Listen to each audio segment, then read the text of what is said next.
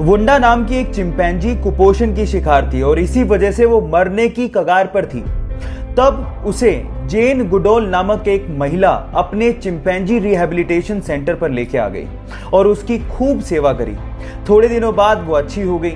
उसके बाद जब उसे वापस चिंपोंगा आइलैंड पर वो लोग छोड़ने गए और जैसे ही पिंजरा खोला तो वो चिंपैंजी हरियाली देख के और अपना घर देख के बहुत ज्यादा खुश हो गई और इतनी भावुक हो गई कि वो जेन के गले लगी और काफी देर तक उसके साथ चिपकी रही।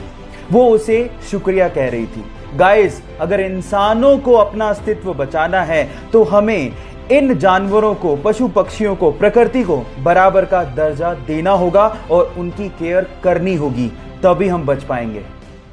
एक बार एक महिला अपने बच्चों के साथ एक ज्वेलरी शॉप पे जाती है और अपनी अंगुली से अंगूठी निकाल के सेल्समैन को देकर ये कहती है कि मुझे इसे बेचना है। तो सेल्समैन अंगूठी देखने के बाद उस महिला से पूछता है कि आप इसे क्यों बेचना चाहते हैं। तो महिला जवाब देती है कि इस वक्त मुझे पैसों की सख्त जरूरत है और अंगूठी बेचने के अलावा मेरे पास कोई चारा ही नहीं है। यह सुनकर सेल्समैन का दिल भर जाता है और उसके बाद जितने पैसों की जरूरत उस महिला को थी वो सेल्समैन उसे वो पैसे देता है, लेकिन आंखों से आंसू तब आ जाते हैं जब वो सेल्समैन उस रिंग को भी उस महिला को लौटा देता है। आप इस वीडियो में उस महिला के रिएक्शन उसके बाद देख सकते हैं। गाइस, इसे देख के लगता है कि इंसानियत आज भी जिंदा है। आपको ये इंसानियत का पैगाम कैसा लगा? लोगों के साथ शेयर जरूर करिएगा।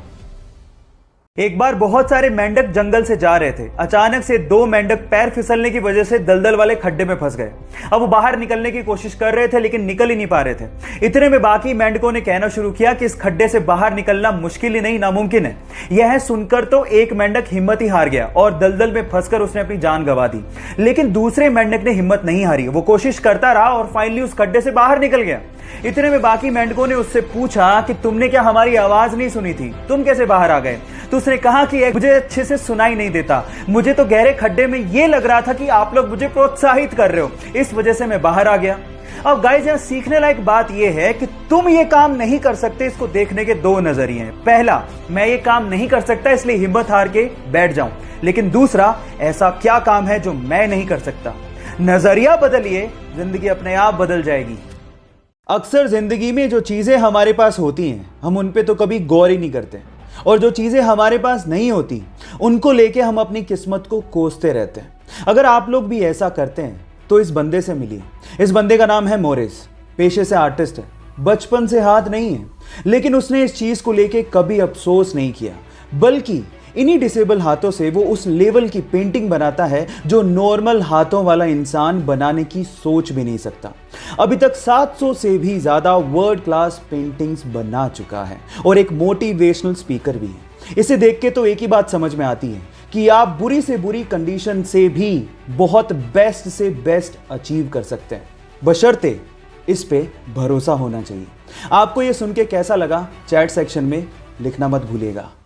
मुंबई की सड़क पर एक कुत्ते का किसी कार से एक्सीडेंट हो गया तो वहां पर मौजूद शांतनु नायडू नामक एक लड़के ने इन स्ट्रीट डॉग्स के लिए कुछ करने की सोची।